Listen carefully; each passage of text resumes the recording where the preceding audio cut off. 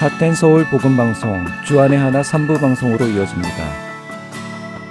주안의 하나 3부에는 하나님의 사랑이 담긴 십계명 사랑의 언약과 성경의 인물들과 사건을 만나는 바이블 드라마 그리고 고전 설교를 소개해드리는 성도들에게가 준비되어 있습니다. 먼저 십계명 사랑의 언약 함께 들으시겠습니다.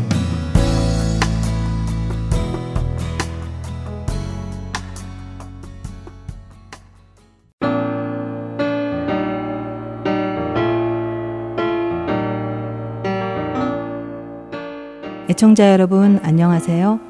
십계명 사랑의 언약 진행의 정지은입니다. 2026년에도 하나님의 큰 은혜 누리시는 여러분 되시기 바랍니다. 1월부터 새롭게 시작하게 된 십계명 사랑의 언약 이 프로그램은 하나님께서 이스라엘 백성들에게 주신 십계명에 대해 공부하는 시간입니다. 여러분은 십계명이란 단어를 떠올리면 어떤 생각이 먼저 드시나요? 율법, 지켜야 하는 계명, 지키기 어려운 하나님의 명령, 이런 부정적인 생각이 먼저 드시나요?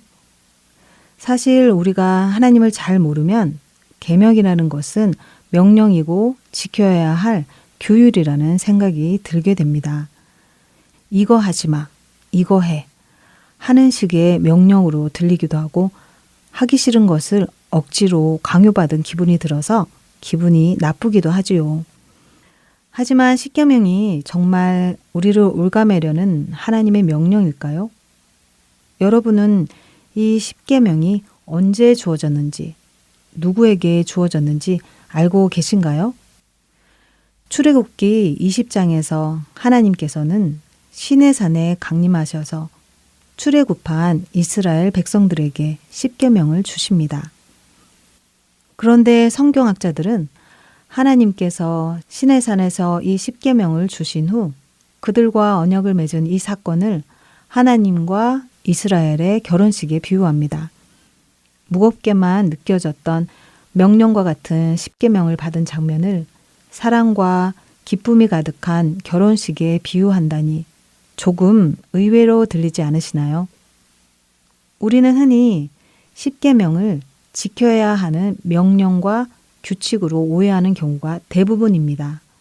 하지만 성경의 흐름을 보게 되면 십계명은 우리를 통제하고 억압하기 위해 주신 하나님의 법이 아니라 하나님과 이스라엘 백성 사이에서 맺어지는 첫 언약이자 첫 서약인 것을 알 수 있습니다. 결혼식을 한번 떠올려 볼까요? 서로를 바라보는 신랑 신부의 눈에는 사랑이 뚝뚝 떨어지지요. 서로를 마주하며 서로를 향해 자신의 사랑을 전하지요. 오늘 이 자리에서 약속합니다. 상황이 좋을 때만이 아니라 힘들고 흔들릴 때에도 당신의 편으로 남겠습니다. 이렇게 사랑하는 연인이 결혼할 때 다른 사람을 보지 않겠다. 어려울 때나 즐거울 때나 곁을 지키겠다. 라고 약속하는 것은 상대를 구속하려는 요구 조건이 아닙니다. 오히려 서로를 향한 특별한 사랑의 표현이며 헌신의 표현이지요. 요즘 젊은 사람들은 예전처럼 단순히 주례의 말을 따라 혼인 서약을 하지 않고 상대를 생각하며 적어온 자신의 고백을 낭독하기도 합니다. 나는 당신을 향해 어떤 마음으로 이 자리에 섰고 앞으로 어떤 마음으로 살겠습니다. 하며 자신의 사랑을 직접 적어 고백하지요. 이때 어느 누가 자신이 앞으로 상대에게 신실하겠다고 말하는 것을 스스로 올가맨다고 생각하겠습니까? 오히려 사랑이 더 깊어진다고 느끼며 사랑하니까 앞으로 이렇게 하겠습니다. 라는 결심과 다짐이 있음을 알 수 있지요. 십계명은 하나님과 이스라엘 백성들이 결혼을 하는 장면에서 주어진 사랑의 고백인 것입니다. 너는 내 사랑하는 백성이고 나는 너의 하나님이다. 라고 선포하시며 나는 너에게 이렇게 할 것이고 너는 나에게 이렇게 신실하게 해달라는 사랑의 확인이지요. 이스라엘은 하나님의 율법을 잘 지켜왔기에 애굽에서 구원받아 나온 것이 아닙니다. 하나님께서 그들이 노예살이를 하며 괴로움을 호소하자 그들을 구출하셨고 그들을 젖과 꿀이 흐르는 약속의 땅으로 인도하시기 위해 구원해 내셨습니다. 율법과는 아무런 관계없이 사랑하셔서 그들을 구원하신 것입니다. 그리고 그렇게 출애굽하여 모세가 처음 하나님을 만났던 그 시내산에 이르르게 되었고 그곳에서 정식으로 언약관계, 곧 부부의 인연을 맺으셨지요. 하나님이 그의 신부 이스라엘 백성을 사랑하셨기 때문에 말입니다. 십계명은 상대를 억지로 얽매려는 것이 아니라 사랑하는 사이에 서로를 향해 신실하게 살겠다는 언약이며 사랑의 상징인 것입니다. 하지만 이런 사랑의 확증이 어쩌다가 지키기 어려운 딱딱한 계명으로 인식되어졌을까요? 그 대답은 너무나 간단합니다. 우리가 십계명은 물론 하나님의 모든 말씀을 마치 지키기 어려운 계명을 지키라고 요구받는 것처럼 느끼는 이유는 우리가 아직 하나님을 많이 사랑하지 않기 때문입니다. 요한 사도는 요한 1서 5장 2절과 3절에 이렇게 말씀하십니다. 우리가 하나님을 사랑하고 그의 계명들을 지킬 때에 이로써 우리가 하나님의 자녀를 사랑하는 줄을 아느니라. 하나님을 사랑하는 것은 이것이니 우리가 그의 계명들을 지키는 것이라. 그의 계명들은 무거운 것이 아니로다. 하나님을 사랑하면 그분의 계명들을 지키는 것이 어렵지 않다고 하지요. 그렇다면 우리는 왜 하나님을 사랑하지 못할까요? 하나님은 우리를 사랑하셔서 그 아들까지 아끼지 않고 주셨는데 말입니다. 사실 그 이유는 우리가 하나님이 어떤 분이신지 잘 모르기 때문이고 하나님을 잘 모르니 그 하나님을 사랑할 수 없는 것입니다. 그리고 사랑하지 않는 관계이니 그 계명들이 나의 자유를 억압하는 것처럼 느껴지는 것이지요. 우리가 하나님을 온전히 알아가게 된다면 우리는 하나님의 계명들이 너희를 묻겠다는 선언이 아니라 너희를 지켜내겠다라는 하나님의 사랑의 고백인 것을 깨닫게 될 것입니다. 하나님께서는 이스라엘 백성을 애굽에서 탈출시키고 광야에서 여러 가지 백성들을 시험하신 후에 3개월이 되는 날 시내산 광야로 인도하십니다. 그들을 향해 이렇게 말씀하십니다. 내가 애굽 사람에게 어떻게 행하였음과 내가 어떻게 독수리 날개로 너희를 업어 내게로 인도하였음을 너희가 보았느니라. 세계가 다 내게 속하였나니 너희가 내 말을 잘 듣고 내 언약을 지키면 너희는 모든 민족 중에서 내 소유가 되겠고 너희가 내게 대하여 제사장 나라가 되며 거룩한 백성이 되리라. 너는 이 말을 이스라엘 자손에게 전할지니라. 출애굽기 19장 4절에서 6절의 말씀입니다. 하나님의 소유가 되고 거룩한 백성이 되는 것. 여러분은 어떠신가요? 원하시나요? 기쁘신가요? 아, 내가 하나님의 소유가 된다니, 내가 주님 손에서 거룩한 백성이 된다니 하는 기대감과 기쁨이 있으신가요? 부부 사이의 서약이 서로를 올가매기 위한 것이 아니라 사랑을 보호하기 위한 것인 것처럼 십계명도 하나님과의 관계를 지키기 위한 사랑의 약속입니다.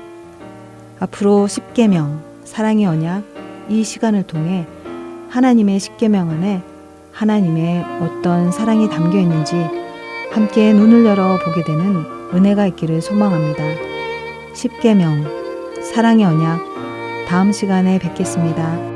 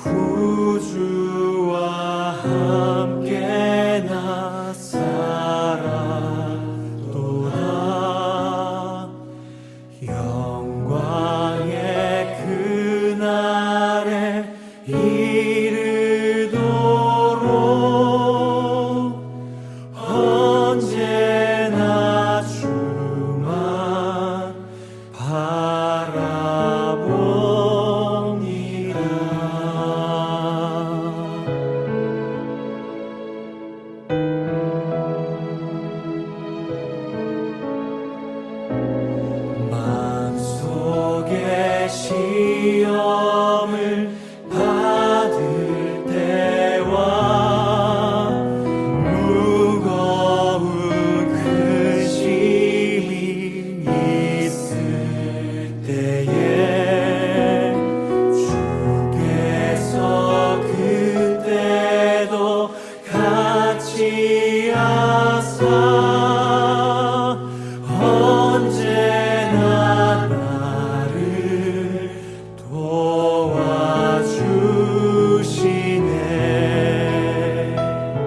언제나 주는 날 사랑하사 언제나 새 생명 주시나니 영광의 그날에 이르도록 언제나 주만 바라봅니다.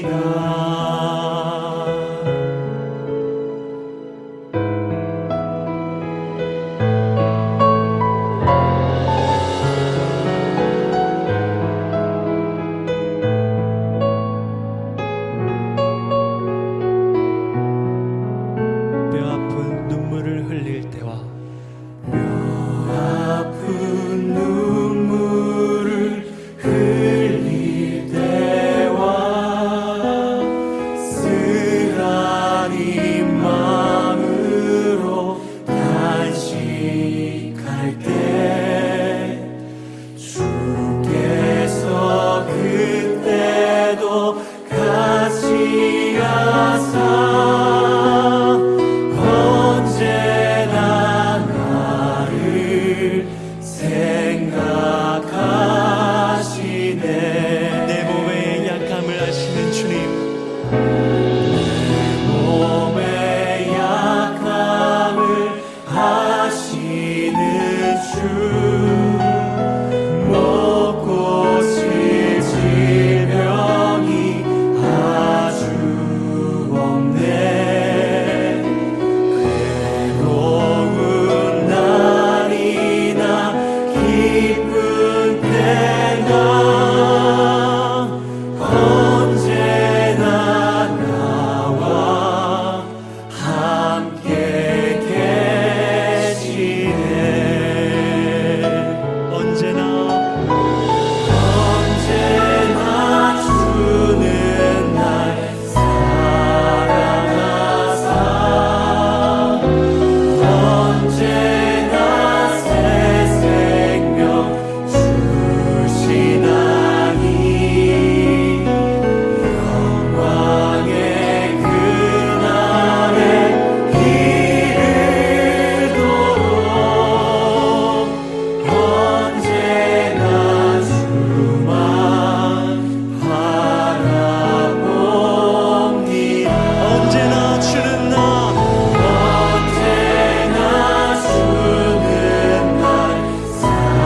사랑하사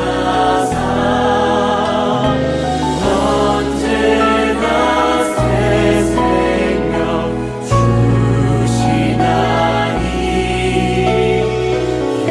영광의 그날에 이르도록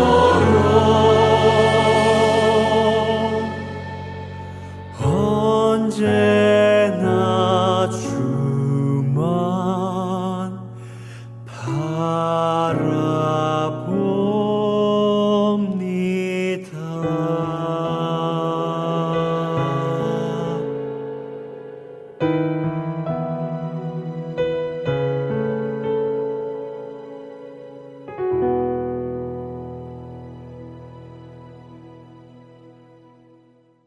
계속해서 성경 속 인물들과 사건을 만나는 바이블 드라마로 이어집니다.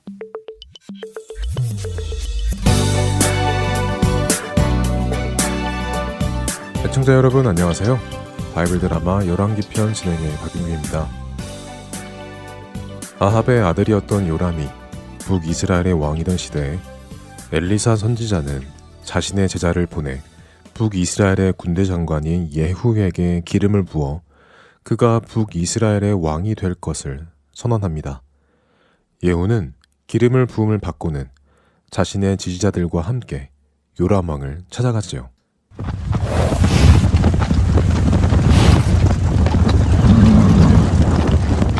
그때 요람 왕은 아람과의 전투에서 부상을 입고 치유 중이었습니다.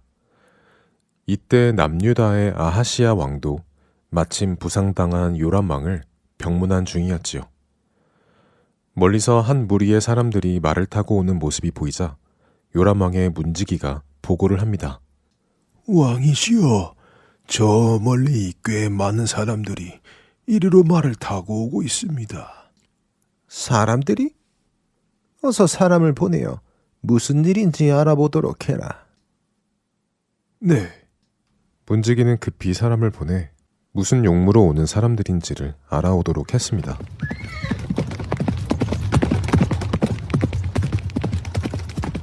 요람이 보낸 사람이 말을 타고 가보니 예후 장군이 여러 군인들과 함께 오는 것을 보게 되었습니다.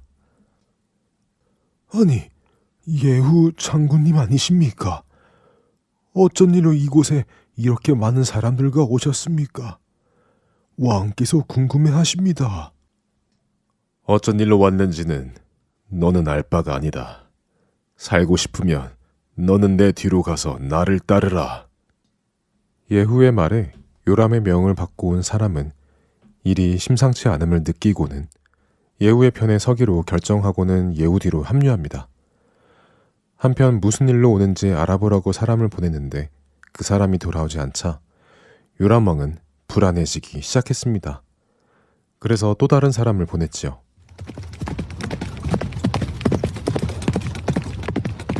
하지만 이번에 보낸 자도 돌아오지 않았습니다. 그 사람 역시 예후의 편에 섰기 때문입니다.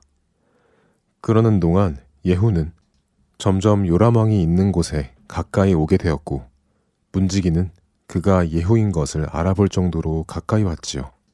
요람 왕이시여, 아무래도 저기 오고 있는 자는 예후 장군인 것처럼 보입니다. 말 타는 폼새가 딱 예후 장군님이십니다. 아, 그래. 그럼 내가 직접 가서 좀 만나봐야겠군. 아하시야 왕이시여, 저와 함께 좀 가주시겠습니까?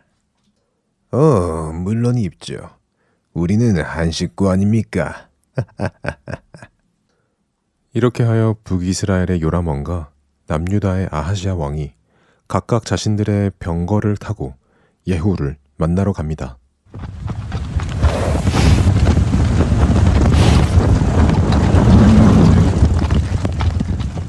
그렇게 하여 요람 왕과 아하시야 왕은 나봇의 밭에서 예후를 만나게 되었습니다. 나봇은 요람 왕의 어머니인 이세벨의 계략에 의해 억울하게 돌에 맞아 죽고 그의 밭은 요람 왕의 아버지 아합이 자기의 것으로 만들었었지요. 그때 하나님께서는 엘리야 선지자를 통해 나봇의 피를 핥은 곳에서 개들이 아합의 피도 핥으리라고 예언하셨고 이세벨의 시신을 성읍 곁에서 개들이 먹을 것이라고 예언하셨습니다. 또한 아합에게 속한 자로서 성읍에서 죽은 자들은 개들이 먹고 들에서 죽은 자는 공중의 새가 먹을 것이라고 예언하셨지요.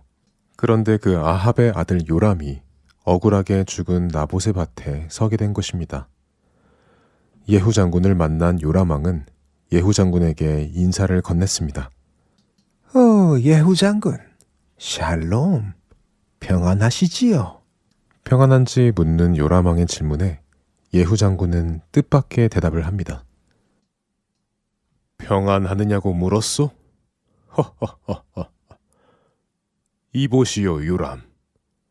당신의 어머니 이세벨이 우상 숭배에 빠져 온 나라를 부정하게 만들어 왔는데 어찌 평안할 수가 있겠소? 예후 장군의 말에 요람 왕은 분위기가 이상한 것을 직감했습니다. 예후. 자네, 지금 나를 반역하려는 것이냐? 아하시야 왕, 이건 반역이요. 어서 도망가시오. 요람은 급히 병거를 돌려 달아나기 시작했고 깜짝 놀란 남유다의 아하시아 왕도 도망가기 시작했습니다.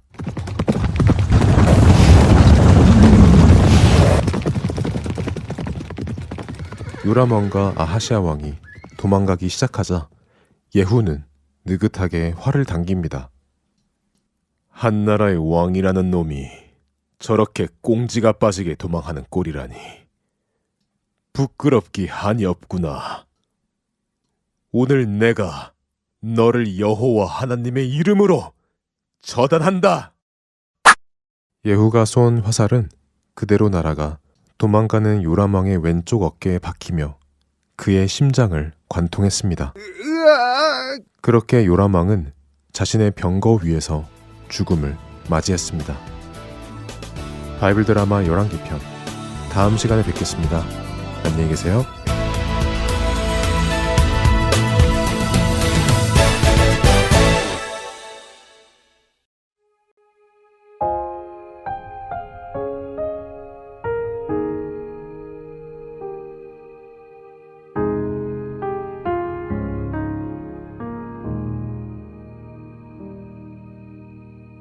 내 백성이 나를 떠나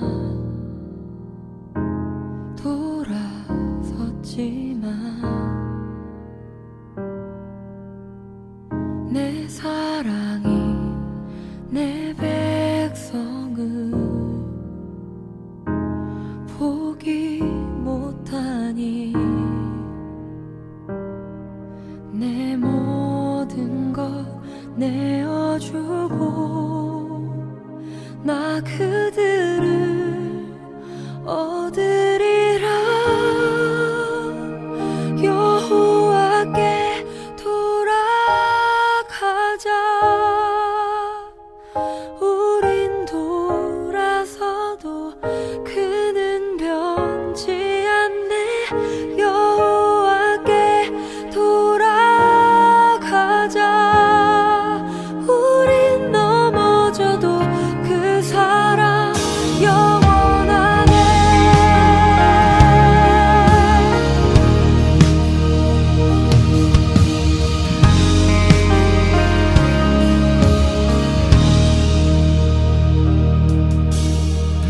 내 백성이 나를 떠나 돌아섰지만 내 사랑이 내 백성을 포기 못하니 내 모든 것 내어주고 나 그들을 얻으리라. 여호와께 돌아가자. 우린 돌아서도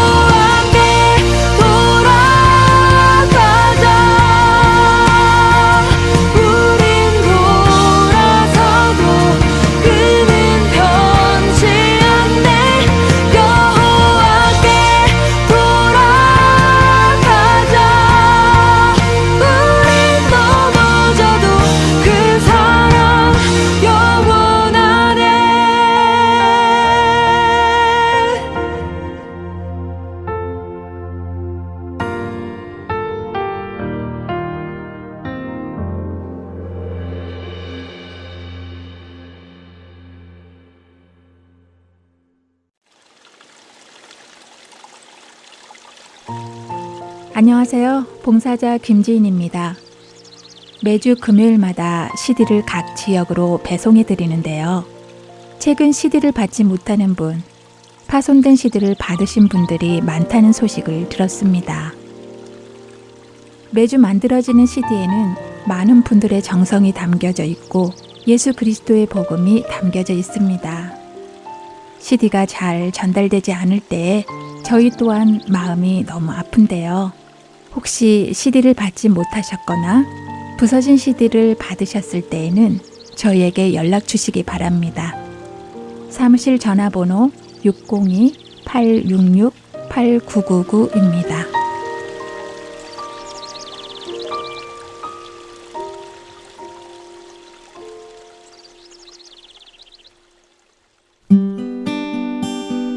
기쁜 소식 사랑으로 땅끝까지 전하는 아랜송.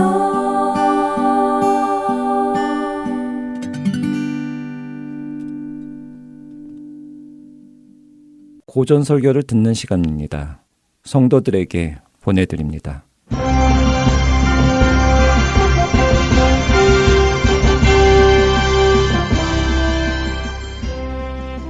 여러분 안녕하세요. 성도들에게 진행의 권혁준입니다. 성도들에게 이 프로그램은 지난 시대의 외국 설교자들의 설교를 여러분께 읽어드리는 시간입니다. 오늘은 1599년에 태어나 1646년 소천한 미국 복음주의 목사인 제로마이어 브로스의 세상에 속하지 말라 일부를 읽어드립니다. 왜 세상을 사랑하는 일이 큰 악입니까? 성경은 땅의 것을 생각하는 일을 우상 숭배라 일컫습니다.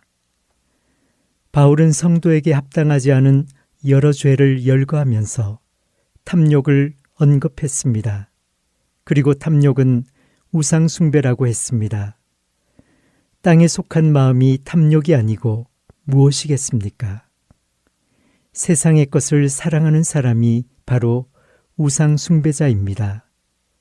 우리는 돌이나 막대기를 섬기는 것 같은 우상 숭배를 큰 죄로 간주합니다. 그런데 다른 형태의 우상 숭배에 대해 생각해 본 적이 있습니까? 불의한 재물을 하나님으로 삼고 세상의 것을 그리스도보다 더 믿는다면 그것이 곧 세상이라는 금송아지 앞에 무릎을 꿇고 경배하는 행위가 아니고 무엇이겠습니까? 마음으로 가장 귀하게 여기는 것이 곧 그 사람의 신, 하나님입니다. 빌립보서 3장 19절은 사람들이 세상의 것, 다시 말해 그들의 배를 자신들의 신으로 삼았다고 말합니다. 음탕하고 술 취하기를 좋아하는 사람은 자신의 배를 신으로 삼고 더러운 사람은 매춘부를 여신으로 숭배합니다. 마음으로 가장 열망하는 것, 그것이 곧 그 사람의 신입니다. 이것이 너는 나 외에는 다른 신들을 내게 두지 말라는 출애굽기 20장 3절의 의미입니다. 하나님께서는 나에게 내 영혼의 힘을 모두 기울여야 한다. 너는 내 피조물이니 나를 위해 내 힘을 모두 사용해야 한다. 나를 가장 중요하게 여겨야 한다. 라고 말씀하십니다. 따라서 하나님 외에 다른 것을 더 중요하게 여기면 그것이 곧 우상 숭배입니다. 세상의 것에 마음을 주는 일은 그 앞에 무릎을 꿇는 것보다 더 나쁩니다. 그것은 영혼을 내주는 것과 같습니다. 섬기는 대상이 저속할수록 우상 숭배의 수준도 낮아지기 마련입니다. 애굽인들은 다양한 종류의 신들을 섬겼기 때문에 그들은 가장 천박한 우상 숭배자로 낙인 찍혔지요. 다른 이방인들은 해와 달과 별과 같이 그나마 조금 나은 것을 숭배했지만 애굽인들은 개와 고양이와 양파 같은 저속한 것을 섬겼습니다. 그들의 우상 숭배는 저속하기 이를 데 없었습니다.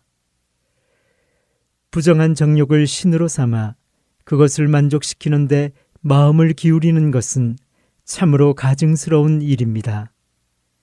하나님이 만드신 피조물 가운데 땅에 속한 것을 신으로 삼는 것이 가장 저속합니다. 어떤 사람은 우상 숭배가 왜 그렇게 악한 일입니까? 라고 물어볼지도 모릅니다. 우상 숭배, 곧 세상의 것을 생각하는 일이 악한 이유는 크게 두 가지가 있습니다.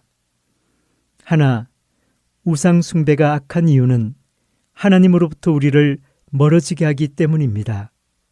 세상의 것에 마음을 기울이면 하나님으로부터 멀어져 그분의 보호와 선하심과 긍휼을 거부하게 됩니다. 우상을 섬기면 하나님의 보호를 받지 못하지만 진정으로 하나님을 섬기면 그분의 보호를 받습니다. 반대로 우상을 섬기는 자는 하나님의 보호로부터 멀어집니다. 따라서 우리는 하나님께 마음을 기울이고 만물의 창조주, 곧 영원하신 하나님을 우리 영혼이 추구해야 할 가장 중요한 목적으로 여겨야 합니다. 그래야만 그분의 은혜와 긍휼을 받을 수 있습니다. 하나님을 버리고 다른 것을 가장 중요한 목적으로 생각한다면 그분의 보호와 선하심과 긍휼을 받을 수 없습니다. 둘, 무한하지도 않고 만물의 창조주도 아닌 세상을 신으로 섬기는 것은 하나님을 무시하고 모욕하는 일입니다. 가장 복되고 영원하신 하나님을 버리고 땅을 신으로 삼는 것은 참으로 큰 악이요 가증스러운 죄가 아닐 수 없습니다. 예레미야 선지자는 예레미야 2장 13절에서 이렇게 말씀합니다. 내 백성이 두 가지 악을 행하였나니 곧 그들이 생수의 근원되는 나를 버린 것과 스스로 웅덩이를 판 것인데 그것은 그 물을 가두지 못할 터진 웅덩이들이니라. 이처럼 땅에 마음을 두는 것은 생수의 근원이신 하나님을 버리는 행위입니다.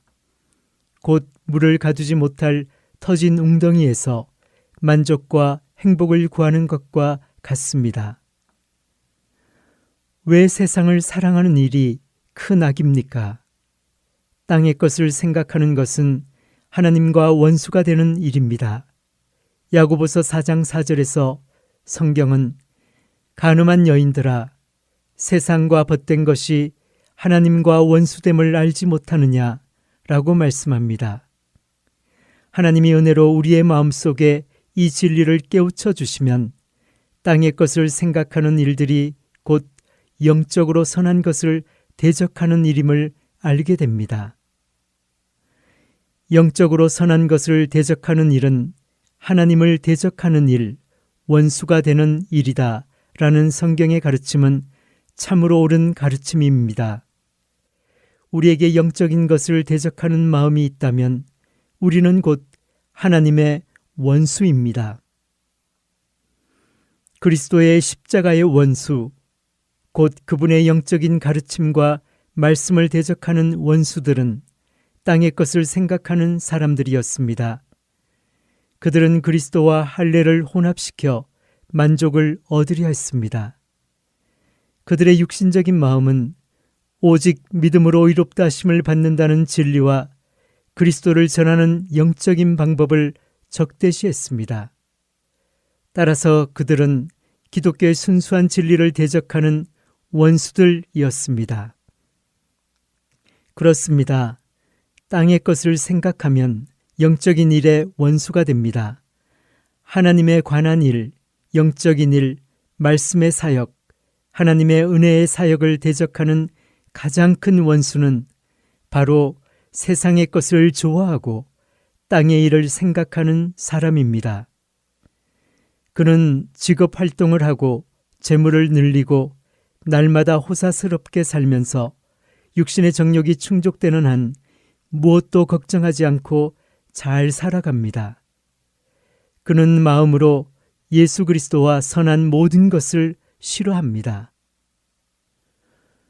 왜 세상을 사랑하는 일이 큰 악입니까? 땅의 것을 생각하는 것만큼 은혜의 사역과 경건의 원리를 심하게 대적하고 거부하는 것이기 때문입니다. 땅의 것을 생각하는 일은 은혜의 본성과 정면으로 충돌합니다. 만일 땅의 것이 마음을 지배하고 있다면 마음속에 은혜가 조금이라도 남았는지 유심히 관찰해 보아야 합니다. 혹시 하나님이 마음을 부패한 대로 내버려 두셔서 극악한 죄를 저지르는 결과가 나타났습니까? 그렇다면 이것이 은혜와 함께할 수 있을까? 이것이 전에 내 안에서 역사하던 것과 조화를 이룰 수 있을까? 나는 거짓 신앙 고백자요 위선자가 아닐까? 정말 두렵습니다. 라는 생각이 들 것입니다. 땅의 것을 생각하는 마음은 죄를 짓게 만들어 은혜의 본성과 경건의 능력을 대적합니다. 그런 마음은 은혜의 사역을 단지 조금만 거부하는 것이 아니라 아예 처음부터 거부합니다. 영혼 안에서 이루어지는 하나님의 첫 번째 은혜의 사역은 영혼을 피조물과 단절시키는 것입니다. 은혜의 사역은 영혼을 땅과 그에 속한 모든 피조물로부터 떼어놓습니다.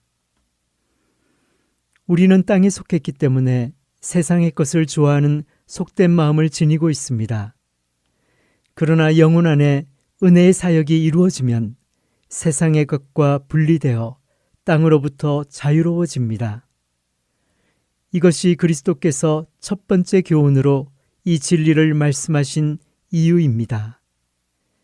그분은 누구든지 나를 따라오려거든 자기를 부인하고 자기 십자가를 지고 나를 따를 것이니라 라고 마태복음 16장 24절에서 말씀하셨습니다. 이 말씀에는 자기 자신을 부인하지 않고서 그리스도인이 될 수 있다라고 절대 생각하지 말라라는 의미가 담겨 있습니다. 그렇다면 자기 자신이란 무엇입니까? 곧 인간의 부패한 본성과 자기 만족을 가리킵니다. 자기 자신과 피조물이 주는 위로와 만족을 버리고 십자가를 짊어지는 것, 곧 속된 위로를 기꺼이 포기하고 그리스도의 발 앞에 모두 내려놓으며 세상의 것에 대한 관심을 버리고 그분의 십자가를 짊어지는 것이 그리스도의 제자가 되는 첫걸음입니다. 그 첫걸음을 내디딘 영혼은 내 죄가 모두 용서받았습니다. 이제 세상과는 이별입니다. 이것이 천국이요, 하나님의 형상을 회복하는 일이요, 그분과 하나가 되어 교제를 나누는 일입니다. 이제 그리스도께 마음을 두고 그분의 이름을 영원히 찬양하며 살겠습니다. 라고 말합니다. 이것이 마음속에서 하나님의 역사가 이루어지는 첫 번째 징후입니다. 은혜의 사역이 처음 이루어지면 소명의식이 생겨납니다. 우리는 무엇을 위해 부르심을 받았습니까? 우리는 그 부르심과 선택을 굳게 하도록 노력해야 합니다. 전에는 땅만 열심히 파고 구하며 세상에서 행복을 찾으려 애썼지만 하나님은 우리의 등 뒤에서 오, 가엾은 영혼아, 내 행복은 땅에 없다. 참으로 선한 것은 다른 곳에 있다.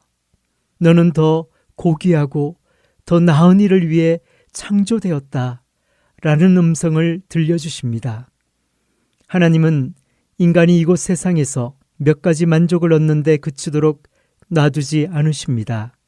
인간을 그보다 더 고결한 존재로 여기십니다. 성도들에게 마칩니다.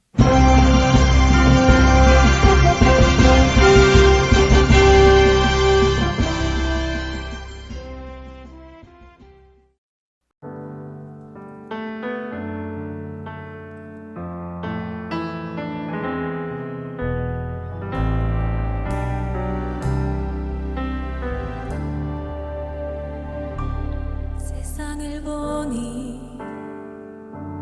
그들이 증명하는 것, 명예와 가진 재물과 힘과 다 자랑뿐이라 헛되고 헛돼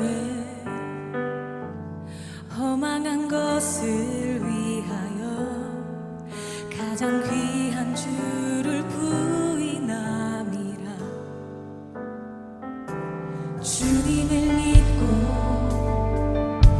주 안에 살아가는 것 얼마나 복된 일인지 증명할 수 없으리.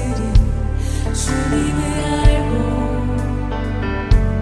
그 안에 자라가는 것 가장 귀한 주를 경험하는 하늘의 것을 구하게 하소서. 영원한 것을 놓치지 않으리. 주님의 말씀 내 삶의 능력 되시니 나 주를 힘입어 그의 뜻에 누리.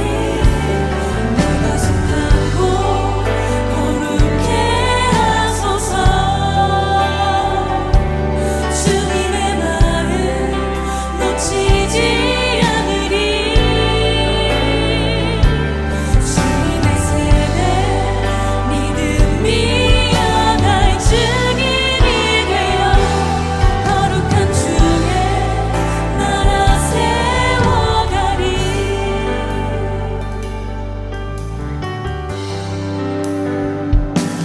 주님을 믿고 주 안에 살아가는 것 얼마나 복된 일인지 증명할 수 없으니. 주님을 알고 그 안에 자라가는 것 가장 귀한 주를 경험하는 하늘의 것을 구하게 하소서. 영원한 것을 놓치지 않으리. 주님의 말씀 내 삶의 능력 되시니 나 주를 힘입어 그의 뜻 이루리. 내가 속하고 거룩해 하소서. 주님의 마음 놓치지 않으리. 주님의 세대 믿음이 하나의 증인이 되어 거룩한 주의 나라 세워가리. 거룩한 주의 나라 세워가리. 거룩한 주의 나라 세워가리. 지금 이 시간은 할트앤서울 복음선교회를 위해 기도하는 시간입니다. 연주곡이 흐르는 동안 다음 기도 제목으로 기도해 주시기를 부탁드립니다. 새해를 맞아 2026년에도 하나님 앞에서 겸손한 모습으로 복음을 전하는 할트앤서울 복음방송이 되기를 기도해 주세요. 올 한 해에도 한국어 방송과 영어 방송, 일본어 방송을 제작하는 데에 하나님의 인도하심과 여러분의 기도가 필요합니다. 함께 봉사하시는 모든 자들이 깨끗한 마음으로 동역할 수 있도록 기도해 주세요. 몸이 하나요 성령도 한 분이시니 이와 같이 너희가 부르심의 한 소망 안에서 부르심을 받았느니라. 에베소서 4장 4절의 말씀처럼 함께 동역하기를 원합니다. 복음을 전하는 이 사역을 할 때 깨끗한 마음으로 늘 주님께 지혜를 구하며 감사함으로 사역하기를 원합니다. 2026년도 주님의 손에 할트앤서울 복음선교회를 맡겨드리길 원합니다. 함께 동역하는 자들을 위해 기도해 주세요. 기도하겠습니다.